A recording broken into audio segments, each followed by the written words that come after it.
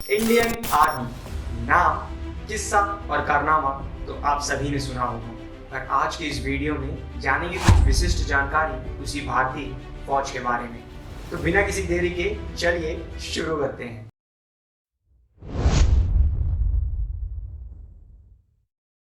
जय हिंद एसडीसीएंस, स्वागत है आप सभी का आज के इस वीडियो में। सबसे पहले बात करेंगे इंडियन आर्मी की हिस्टोरिकल इमर्जेंस की। अरे भाई, कहाँ चल दिए?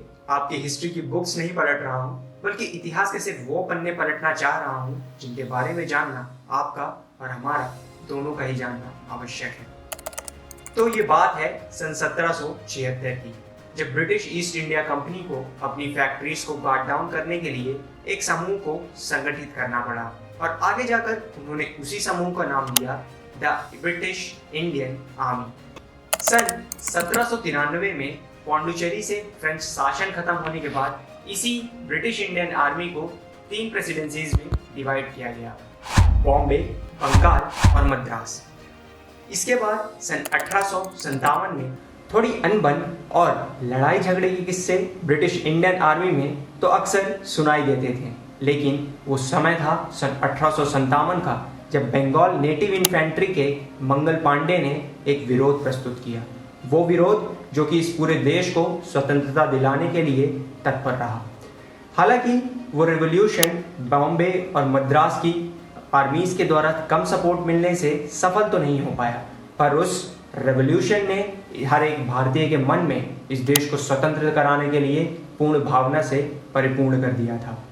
सन 1857 में इसी खतरे को देखते हुए ब्रिटिश इंडियन आर्मी ने उन ब्रिटिश प्रेसिडेंसीज को तोड़ दिया और उसके जगह पर 3 नई यूनिट्स, नेमली सिख, गुरखास और हॉर्समैन को अपनी यूनिट्स में रिक्रूट किया। आगे जाकर उस ब्रिटिश इंडियन आर्मी को फर्स्ट वर्ल्ड वॉर यानी प्रथम विश्व युद्ध में सन 1914 से 1918 तक भेजा गया, जिसमें खुदादत Khan became the first Indian officer to receive the Victoria Cross।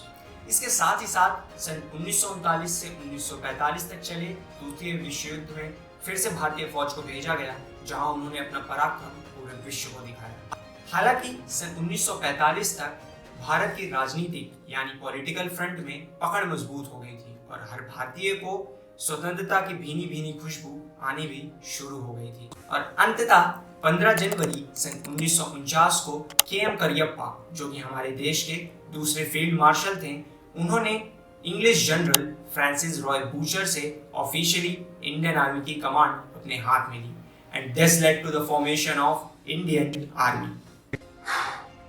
उम्मीद करता हूँ मुझ में यानी आपके इस हिस्ट्री टीचर में आपको नींद बिल्कुल भी नहीं दिलाई होगी।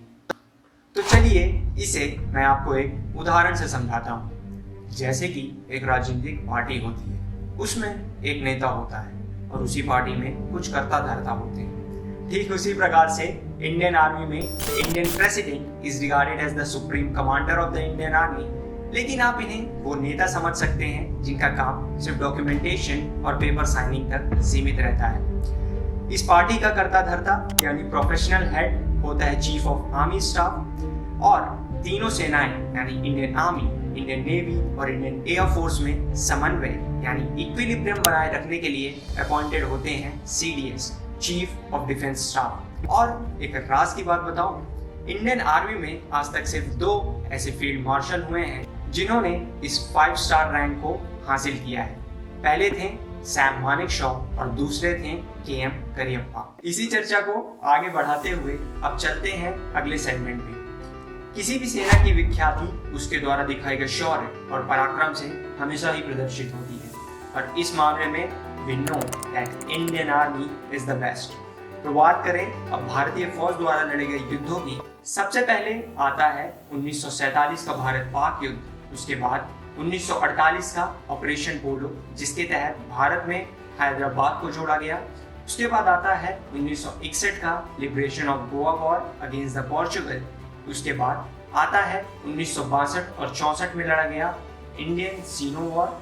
1965 में भारत और पाक का दूसरा युद्ध, 1971 में भारत और पाक का तीसरा युद्ध, और 1999 में the Kargil war, the greatest war for till now. एक राज की बात बताऊं, इस सारे किस्से में एक कहानी आगे जाकर आने वाली है। जैसा कि हम सब जानते हैं कि इंडियन आर्म फोर्सेस में इन फौजियों को ट्रेन तो वहाँ के सोल्जर्स ही करते हैं, पर इन्हें ट्रेन आउट किया जाता है उनके कमांडिंग सेंटर्स पे। इंडियन आर्मी में 6 ऑपरेशनल कमांड्स और 1 ट्रेनिंग कमांड होता है। नेमली, रुक जाओ भाई, बोल तो मैं भी रहा हूँ। हाँ, तो सबसे पहला आता है आपका नॉर्दर्न कमांड, जो कि जम्मू एंड कश्मीर के उधमपुर में स्थित है। फिर आता है वेस्टर्न कमांड, जो कि पंजाब के चांडी मंदिर में स्थित है। Central command situated in Lucknow, Uttar Pradesh. Eastern command West Bengal के कोलकाता में सिचुएटेड है। वहीं आता है आपका सदर्न कमांड, जो कि महाराष्ट्र के पुणे में सिचुएटेड है। उसके बाद सदर्न वेस्टर्न कमांड, जो कि जयपुर राजस्थान में स्थित है। और अंततः आता है आपका ट्रेनिंग कमांड, जो कि हिमाचल प्रदेश के सुंदर से शहर शिमला में स्थित है। अब बात करेंगे, जैसे कि हमारे स्कूल और कॉलेजेस में कोई भी इवेंट होता है तो उसकी परफॉर्मेंस टीम अलग बनती है, इवेंट हैंडलिंग टीम अलग बनती है और इवेंट मैनेजमेंट टीम अलग बनती है। समझाने का प्रयत्न मेरा ये है कि हमारी स्किल्स के हिसाब से हमें अलग अलग ग्रुप्स में बांटा जाता है। उसी प्रकार इंडियन आर्मी को भी कई सर्विसेज में डिवाइड किया जाता है। नेमली इंडियन आर्मी को 3 पार्ट्स में बांटा गया है: combat arms, combat support arms और कॉम्बैट सर्विसेज, जिनके बारे में विस्तृत चर्चा हम आगे जाकर करेंगे। तो बात करेंगे भारतीय फौज में दिए जाने वाले पुरस्कारों की। लेकिन एक बात याद रखिएगा, ये पुरस्कार सिर्फ उनके एक दिन के इंसिडेंट को नहीं दिखाते, बल्कि ये दिखाते हैं उनके हर दिन के ग्रिट और डिटर्मिनेशन को। बात करें युद्ध क्षेत्र में दिखाई गई कुशलता की, तो सबसे पहले आता है परमवीर चक्र, फिर आता है महावीर चक्र और उसके बाद आता है वीर चक्र। युद्ध क्षेत्र के बाहर दिखाई गई कुशलता के लिए सबसे पहले आता है अशोक चक्र, फिर आता है कीर्ति चक्र और अंततः शौर्य चक्र। अंततः जैसा कि आप सब जानते हैं, इंडियन आर्मी का मोटो सर्विस बिफोर सेल्फ, यानी सेवा परमो धर्मा।